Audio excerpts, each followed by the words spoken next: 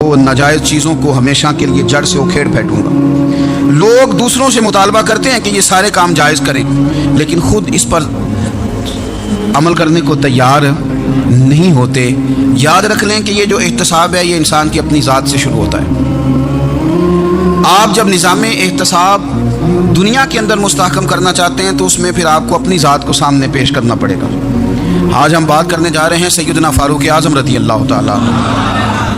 तो जनाब उमर फ़ारूक रज़ी अल्लाह ताला अन्हु का जो निज़ाम एहतसाब है उन्होंने उसको घर से शुरू किया था, अपने आप से उसका आगाज़ फरमाया था। हमारे यहाँ ये होता है कि जिस बंदे के अकाउंट में अच्छे खासे पैसे हैं वो बिल जमा कराने जाए तो उसे लाइन में नहीं लगना पड़ता, मैनेजर साहब उसे आगे बुला लेते हैं। तो वो बाद में क्या कह रहा होता है, कहता है देखो अल्लाह ने कितनी इज्जत दी है, मुझे लाइन में नहीं लगना पड़ा।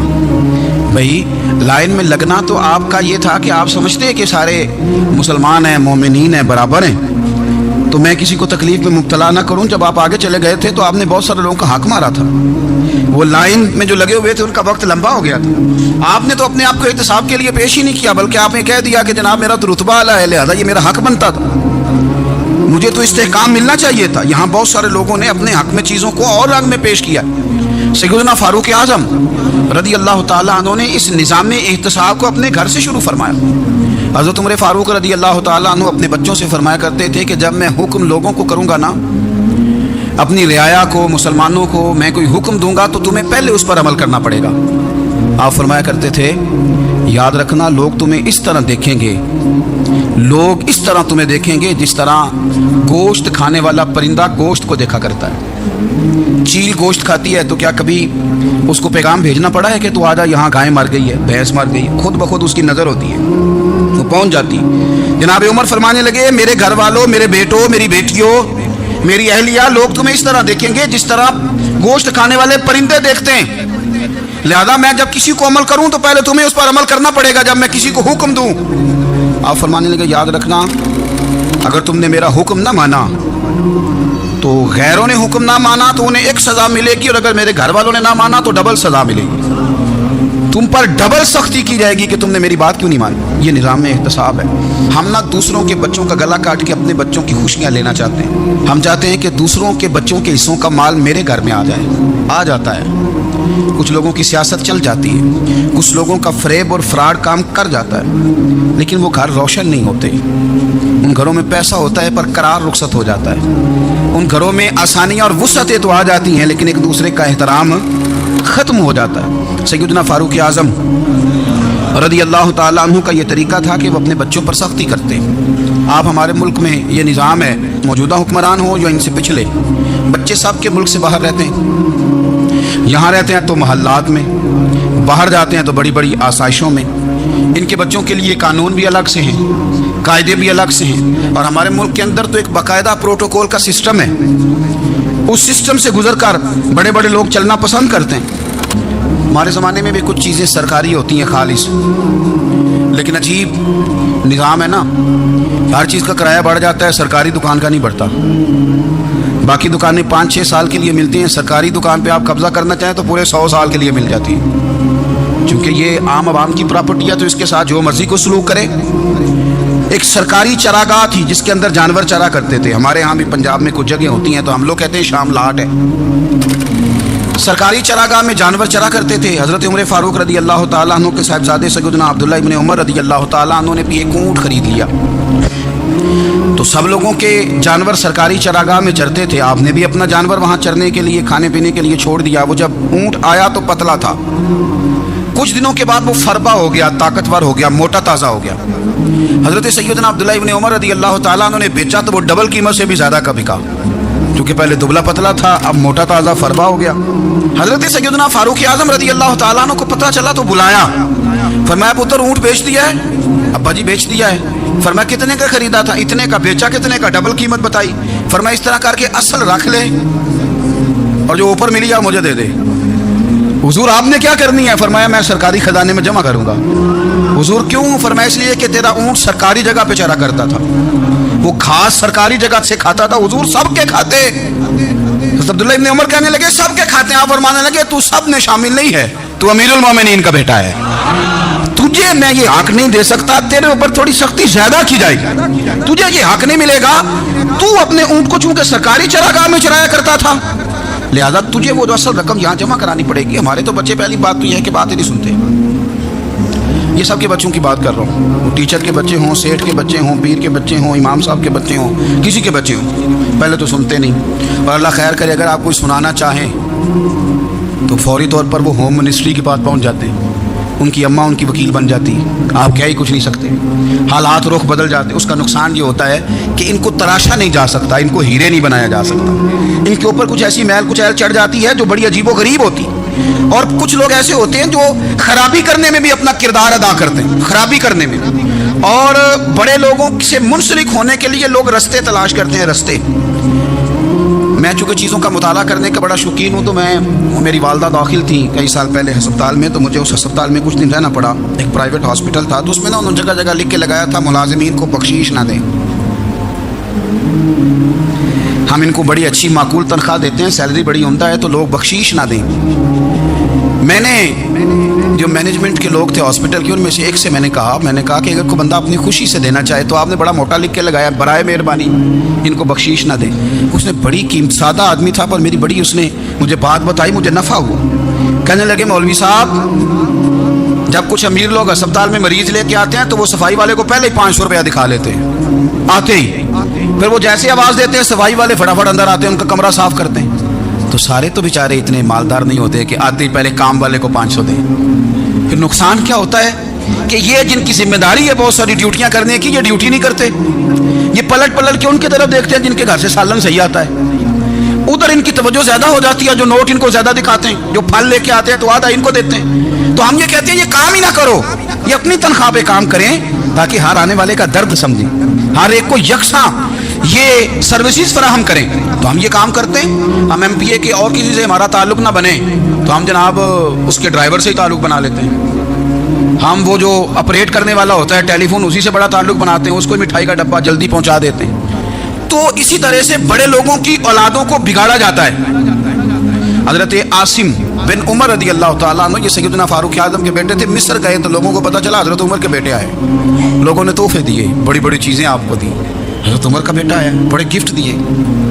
तो साहिबजादे वापस आए तो उनके पास बड़े तहफ़ थे। सैयदना उमर फारूक रदी अल्लाह ताला अन्हु ने देखा तो फरमाया इधर लाना तोहफे, कहा बड़ी लोगों ने मुझे दिए हैं। फरमाया तूने क्यों बताया था कि मैं अमीरुल मोमिनीन का बेटा हूँ? कहा हुजूर उनको वैसे ही पता चल गया। फरमाने लगे पुत्र ये तोहफे तुम्हें इसलिए मिले हैं कि तुम अमीर के बेटे हो, ये तोहफे तुम्हारा हक नहीं, क्योंकि तुम्हें इस कुर्सी की वजह से मिले हैं और ये कुर्सी मुसलमानों की है, लिहाजा ये हक भी मुसलमानों का ही है। ये ला सारे माले गनीमत में जमा किए जाएंगे। आप अपने घर से जब एहतसाब शुरू करते हैं, अपने घर से, और ये याद रखें ये जो लोग आते हैं आपके बच्चों को नवाजने के लिए, ये उन्हें खराब करते हैं, बिगाड़ पैदा करते हैं, ये अजीबो गरीब सी चीज़ों में मुब्तला कर देते हैं, बच्चों का नुकसान होता है कल कला। फिर जो शापर अच्छा लेके आए पीर साहब के बच्चे जरा उससे प्यार से मिलते हैं, नुकसान हो जाता है, ये दस्ते नगर हो जाते हैं, ये लोगों की तरफ जीते हैं, दूसरों पे डिपेंड करने लगते हैं। हजरत अबू मूसा अशअरी रदी अल्लाह ताला अन्हु ने पहले तो एक कलीन बड़ा सोना था, तो आपने हजरत उमर के घर भेज दिया कि चलो उनके घर में उनकी अहलिया बिछा लेंगी, कहीं से तोहफा आया। फिर वो जिस कमरे में माले गनीमत और ख़जाना रखा जाता था उसकी सफाई कर रहे थे तो एक दिनार मिल गया, तो वो दिनार बचे सारे जा रहे थे, तो उनमें से हजरत उमर के एक बेटे को छोटे को बुलाया और बुला के कहा पुत्र ये दिनार ले लो। हजरत उमर ने देखा कि बेटे के हाथ में दिनार भी है और घर में कालीन भी है। एक मौके पे वो कालीन गया, एक मौके पर बच्चे को एक दिनार दिया, तो हजरत उमर अपनी अहलिया से पूछने लगे ये कहाँ से आया कालीन?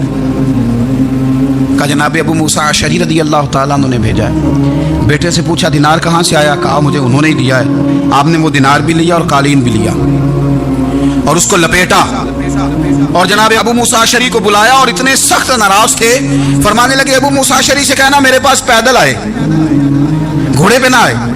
और जब आए हजरत अबू मूसा अशअरी तो जनाब उमर इतने नाराज हुए कि वो कालीन लपेट कर तो उनके सर पे मार दिया।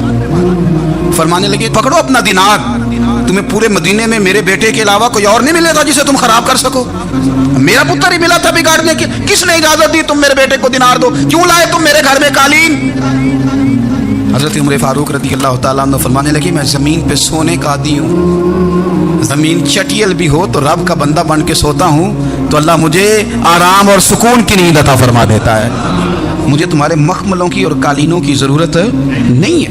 एहतसाब यहाँ से शुरू होता है भाई। यहाँ हम ना अपने घर में बैठ के मायूस बातें करते हैं, और फलाने के बच्चे कहाँ पहुँच गए, फलाने के बाद बड़ा पैसा आ गया, मैं कच्चे मकान में रहूँ, मैं ये करूँ, देखो मुझे नहीं सूली। ये तो आप मायूसी वाली बातें कर रहे हैं, तो आप कमज़ोर बातें कर रहे हैं। ये तो इस तरह की बातें तो हारे हुए लोग करते हैं। इस तरह का लबो लहजा तो उन लोगों का होता है जो एहसास कमतरी का शिकार होते हैं। ये आपने किस तरह का लबो लहजा, और अपने बच्चों को आप भिखारी बना रहे हैं ताकि दूसरों को देखें तो मायूस हो जाए। उठ बांध कमर क्यों डरता है, फिर देखो खुदा क्या करता है। आपका जो एहसास है वो इतना खूबसूरत हो, आपके लहजे के अंदर इसके अंदर ठहराव हो, आपको इत्मीनान आ चुका हो, और आपके बच्चे कभी भी कंपैरिजन ना करें अपना किसी के साथ, कभी भी उन्हें करने ना दें। आप कभी वो कभी ये बात ना करें कि फलाने ज़्यादा अच्छा खाते पीते हैं तो हम किधर हैं, करने ना दें उन्हें बताएं कि बेटा अपनी मट्टी पे चलने का सलीका सीखो, संगे मरमर पे चलोगे तो फिसल जाओगे। उनको बताएं कि जो तुम्हारे पास है ये खुदा का अतिया है, इसी पर तुमने कनात करनी कभी भी। हज़रत ज़ैद बिन हारिसा से नबी पाक सल्लल्लाहु अलैहि वसल्लम को बड़ा प्यार था। फिर उनके बेटे हुजूर के गुलाम ज़ादे हज़रत उसामा बिन ज़ैद के साथ भी हुजूर बड़ा प्यार करते। लेकिन ये तो मुसल्लमा हकीकत है ना कि अज़मत और शान तो सैयदना फारूक आज़म की ज़्यादा है। उम्मत का इत्तेफाक है कि नबियों के पास सबसे बड़ा दर्जा जनाबे सिद्दीक़ अकबर का, और फिर अल्लाह ने मकाम अता किया हज़रत फारूक आज़म को। ये बड़े लोग थे। एक दफ़ा माल तकसीम हो रहा था तो हज़रत उमर रज़ी अल्लाह ताला अन्हु ने ना हज़रत उसामा बिन ज़ैद को 4000 दिनार दिए और अपने बेटे अब्दुल्ला इब्न उमर को 3000 दिनार दिए। तो हज़रत अब्दुल्ला इब्न उमर घर जाके कहने लगे, अब्बा जी उसामा में वो कौन सी खूबी है जो मेरे अंदर नहीं, और उसामा के बाप में वो कौन सी खूबी है जो आपके अंदर नहीं। तो हज़रत उमर की आजिज़ी देखिए। हालांकि बिल इत्तेफाक दुनिया जानती है कि जनाब उमर फारूक रज़ी अल्लाह ताला अन्हु अफजल हैं, फिर भी पता अपने बेटे से क्या कहते हैं, फरमाते हैं और सुन यार, वो खिदमत गुजार हैं नबी पाक के, वो भी हुजूर के घर में ड्यूटी करते, नौकरी करते, और इनके बेटे भी हुजूर की नौकरी करते, ये खिदमत गुजार हैं। फरमाने लगे अगर तूने पूछ लिया तो सुन, फिर मेरी तो राय ये है कि तेरे से ज़्यादा उसामा बिन ज़ैद हुजूर की नज़र में प्यारे हैं, और उसामा का बाप तेरे बाप से ज़्यादा नबी पाक का प्यारा है। कोई कंपैरिजन करने नहीं दिया, बच्चों को किसी ऐसी जगह खड़े होने नहीं दिया। फरमाया ये वजह है, ये अंदाज है कि तू ज़्यादा प्यारा है। हज़रत उमर फारूक रज़ी अल्लाह ताला अन्हु पसंद नहीं करते थे, ज़रा बराबर भी पसंद नहीं करते थे कि कोई शख्स और माल आता तो अपने रिश्तेदारों को नवाजने से बचते। माल गनीमत आता है ना, हमारे यहाँ तो अल्लाह खैर करे, जब कोई बंदा काउंसलर बनता है, चेयरमैन बनता है, तो ठेका किसको देता है? कोई चलो भतीजा मिल जाए, कोई भांजा मिल जाए, कोई छोटा भाई, उसे भी काम मिल जाता है साथ। नवाजने पे लोग आते हैं तो वो तलाश करते हैं कि कहाँ कहाँ को मेरा है, वो टेंडर ही उनके नाम के पास होते हैं जिनकी तरफ ज़रा नजर करम ज़्यादा होती। हज़रत उमर फारूक माल तकसीम कर रहे थे तो बेटी आगे कहने लगी, अब्बा जी रिश्तेदारों का भी हक होता है, आप सबको देते हैं, आपके अपने आपके करीब ही नहीं आते। तो हज़रत उमर फारूक ने क्या लफ्ज़ कहे, क्या हकीकत है, क्या हुसन है। फरमाने लगे, पुत्र ये माल तेरे बाप का नहीं मुसलमानों का है, जब तेरे बाप का ज़ाती माल होगा तो अपने रिश्तेदारों को देगा, ये मुसलमानों का माल है, ये उसी हिसाब से तकसीम होगा जो अदल का हिसाब है, जो तराजू ठीक है। फरमाया तू मुझे ये मशवरा ना दे, ये मुसलमानों का माल। यहाँ से निज़ाम में इख्तिसाब शुरू होता है, यहाँ से इंसान आगे बढ़ता है, और फिर कोई तकल्लुफ़ नहीं किसी पर हज़रत उमर का, कोई छोटा है या बड़ा है। हज़रत अबू सुफियान रज़ी अल्लाह ताला अन्हु सरदार रह चुके हैं मक्के के, बड़े आदमी, लेकिन निज़ाम में एहतसाब में कोई छोटा बड़ा नहीं होता। हज़रत उमर फारूक मक्का मुकरमा गए तो लोगों ने कहा हुज़ूर जनाब अबू सुफियान ने ना गली में पत्थर रखे और बहुत सारे लोगों को रस्तों में तकलीफ हो रही है।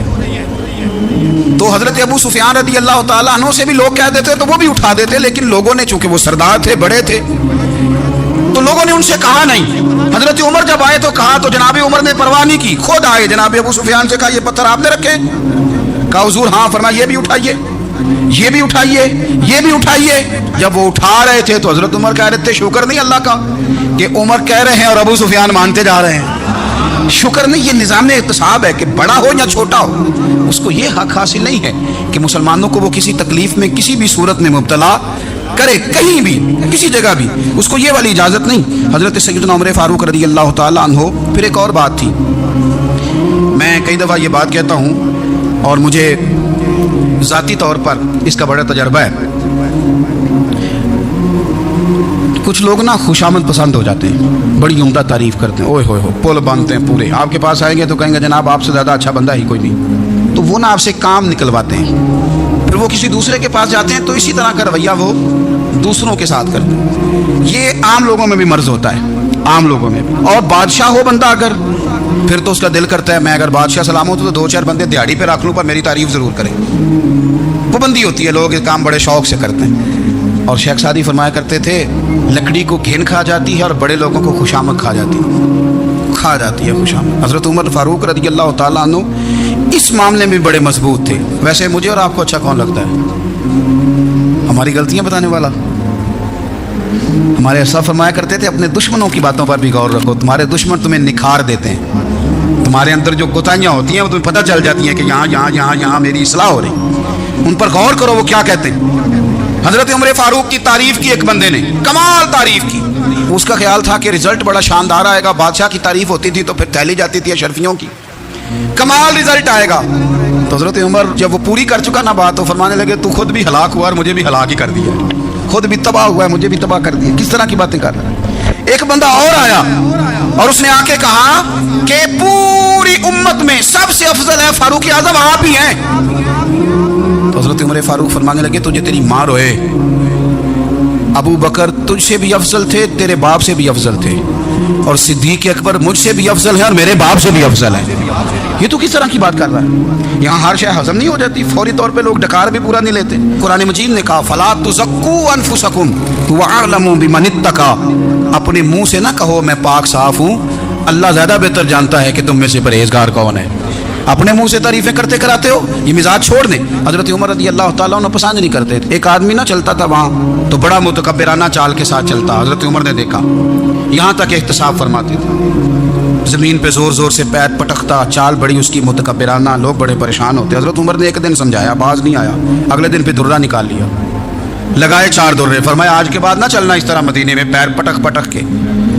اس وقت تو اسے غصہ لگا, لیکن کچھ دیر کے بعد نا جب غصہ اترا تو حضرت عمر کے پاس آیا, کہنے لگا حضور اللہ آپ کا بھلا کرے, آپ نے درے نہیں مارے, آپ نے تو شیطان بھگا دیا جو میرے ساتھ چمٹا ہوا تھا.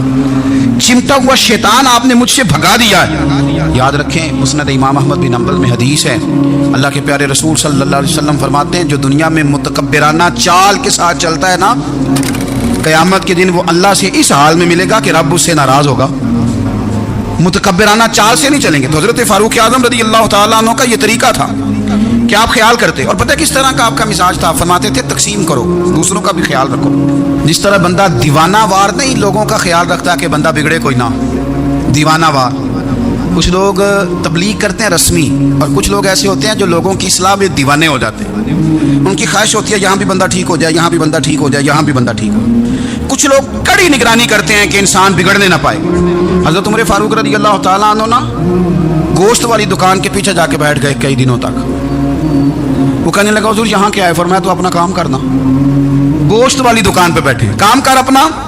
نگرانی کرنے لگے حضرت عمر. پھر آپ نے نا وہ بندے پکڑ لیے. کون؟ جو 2 دن مسلسل گوشت خریدنے آئے, پکڑ کے کھڑا کر لیا. فرمایا تو کل بھی گوشت لینے آیا تھا؟ حضور ہاں. فرمایا آج پھر کھائے گا؟ حضور جی. تو آپ فرمانے لگے کیا تیرے محلے سے غربت ختم ہو گئی ہے؟ تیرے رشتہ دار سارے پیٹ بھر کے کھاتے ہیں, تو 2 دن گوشت لینے آتا ہے؟ فرمایا آج کے بعد مسلسل گوشت لینے آیا تو درے سے ماروں گا, خبردار یہ کام نہ کرنا. یہاں تک نظام احتساب کا جب خیال رکھا جائے پھر حالات بگڑا نہیں کرتے, پھر وہ قابو میں رہا کرتے. حضرت عمر فاروق رضی اللہ تعالیٰ عنہ اس ترتیب کے ساتھ اصلاح کرتے, اس ترتیب کے ساتھ. سیدنا فاروق اعظم رضی اللہ تعالیٰ عنہ کی ایک بات آخر میں عرض کرنی ہے, وہ میں بھی اپنے اوپر لاگو کروں, آپ بھی غور کریں. حضرت عمر فاروق رضی اللہ تعالیٰ عنہ نے نا خط لکھا حضرت ابو موسیٰ اشعری کو. آپ فرمانے لگے یاد رکھنا جو گورنر, جو امیر اپنے رب کریم کی فرما برداری کرتا رہتا ہے نا, اس کی رعایا بھی اس کی فرما برداری کرتی ہے.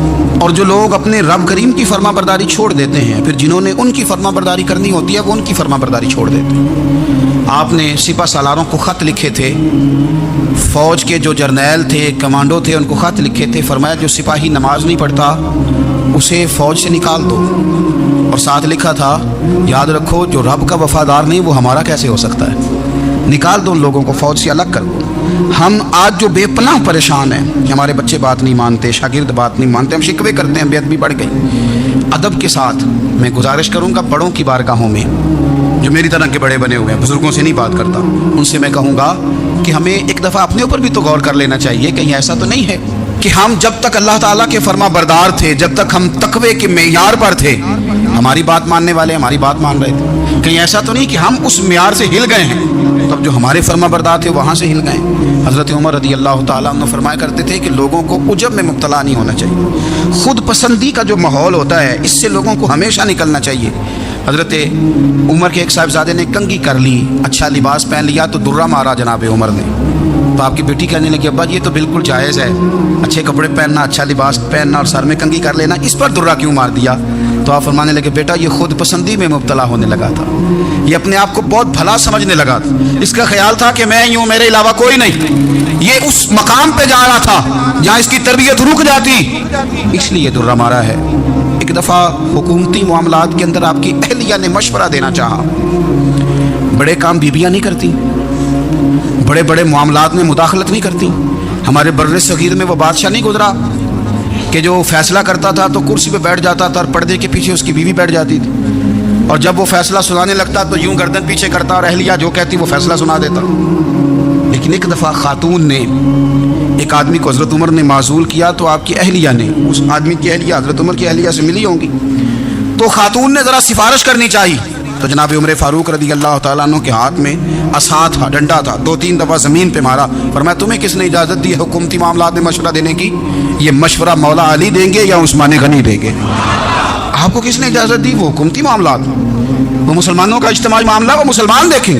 آپ کو اس میں آنے کی اجازت نہیں ہے. جو آپ کی ذمہ داریاں ہیں, آپ کے حقوق ہیں, ان پر آپ بات کریں. تو بھائی نظام میں احتساب اپنی ذات سے شروع کریں. ہماری اولادیں, ہمارے بچے, وہ باہر سے انہوں نے زیادہ اثر نہیں لیا. ہم نے انہیں بتایا کہ ہم بڑے غریب ہیں, ہم بڑے مجبور ہیں, ہم تو بڑے کمزور ہیں, ہماری تو سنتا کوئی نہیں, یہ تو امیروں کا ملک ہے, اس میں تو فلانے فلانے کو اہمیت حاصل ہے. ان باتوں نے ہمارے بچوں کو کمزور کیا ہے. ان باتوں نے ہمارے بچوں کے دلوں میں احساس کمزوری پیدا کیا ہے. آپ ان کو جینا سکھائیں. آپ ان لوگوں کو بتلائیں کہ رب کریم نے جو تمہارے لیے بہتر سمجھا وہ تمہیں اپنے فضل سے بڑا عطا فرمایا ہے. آپ ان کو ان کے مقام پر رہ کر خوددار اور قناعت پسند ہونا سکھائیں. آپ یقین کریں گھر امن والا بن جائے گا. بچے اگر بھنا ہوا گوشت کھا رہے ہوں اور پھر بھی لاڑی رہے ہوں کہ مسالہ میری مرضی کا نہیں, سٹائل میری مرضی کا نہیں, ٹیسٹ میری مرضی کا نہیں, یہ والا گوشت میں نے نہیں کھانا, یہ اس طرح کر کے بھنا ہوتا تو پھر میں نے کھانا تھا, وہ زیادہ خوفناک صورتحال ہو جاتی ہے. لیکن اگر ابا جی, اماں جی, گھر والے کھیتوں میں کام کر رہے ہوں اور بچے اچار کے ساتھ روٹی لے کے جائیں اور بنے پہ بیٹھ کے, پھٹے پہ بیٹھ کے وہ پھر کھانا شروع کریں, اور جب وہ اچار آئے اور وہ ایک دوسرے کو کہیں کہ آج تو 2 کلے ہو گئے میرے کام کے, اس دفعہ تو دیکھنا ہماری فصل کتنی شاندار ہوگی. ایک دوسرے کو دیکھ دیکھ کے وہ ہنسیں اور مسکرائیں اور ان کی باتوں میں لذت ہو, اور پھر وہ کہیں کہ آم بڑے اچھے مل گئے تھے, دیکھو اچار کتنا سونا آ گیا, دیکھو دیکھو یہ کس قدر زیادہ اچھا ٹیسٹ ہے, تیل بھی بڑا اچھا ہے, کال بھی بڑے وقت پہ گیا ہے. آپ یقین کریں یوں لگتا ہے کہ کائنات کی سب سے بہترین روٹی یہ لوگ کھا رہے ہیں. یہ سوچ حضرت عمر نے ہمیں دی ہے, یہ فکر جناب عمر نے ہم تک پہنچائی ہے. اللہ ہمیں سمجھنے کی توفیق عطا فرمائے. آخر دعوایا ان الحمدللہ رب العالمین. بول اٹھا کافر, بول اٹھا. اگر 6 مہینے عمر دنیا میں اور رہتے تو دنیا میں کوئی کافر موجود نہ ہوتا. 6 مہینے. اور جب اس بطل جلیل کا جنازہ اٹھا, اللہ بخاری پڑھیے نا, اللہ مرزقنا شہادت فی سبیلک, اللہ بسترے کی موت نہ دینا, شہادت کی دینا. عمر شہید ہوئے, مسجد نبوی میں نماز پڑھاتے, اور جب جنازہ اٹھا تو مدینے کا پھر پیچھے جو دلیر بچے وہ مولا علی تھے. مولا علی, جب عمر کا جنازہ اٹھا تو سب سے پہلی ہائے جو نکلی وہ حضرت علی کی زبان چلی, اور حضرت علی ساری داڑھی آنسوؤں سے بھر گئی. لوگوں نے کہا کہ علی کیا ہوا؟ فرمانے لگے تم دیکھ نہیں رہے جنازہ کس کا اٹھا ہے, پلٹ کے دیکھو تو صحیح, تم پتہ نہیں ہے کون گیا ہے. کہ حضور کیا ہوا؟ آپ فرمانے لگے عمر اس طرح کے کام کر کے گیا ہے, اب ان کے رستوں پہ کون چلے گا, کون اس کے جگر راہ وفا میں. میں نقش ایسے چھوڑ آیا ہوں, میں جس منزل سے گزرا ہوں وہ اب تک یاد کرتی ہے. حضرت علی حضرت عمر کے جنازے پہ کھڑے ہو کے کہتے ہیں اللہ مجھے اس طرح کے عمل کرنے کی توفیق دے جس طرح کے عمر کر کے گیا. میرے بھائی, بطل عزیز, بطل حریت حضرت عمر رضی اللہ تعالیٰ عنہ, جو اپنی زندگی انقلاب والی گزار کے گئے. عمر جب دنیا سے گئے تو 80 دینار کا قرضہ تھا, 22 لاکھ مربع میل کا حکمران, اور اپنے بیٹے سے کہنے لگے بیٹے کوشش کرنا تیرے خاندان والے مل کے میرا قرضہ اتار دے, میری قبر پہ بوجھ نہ رہے.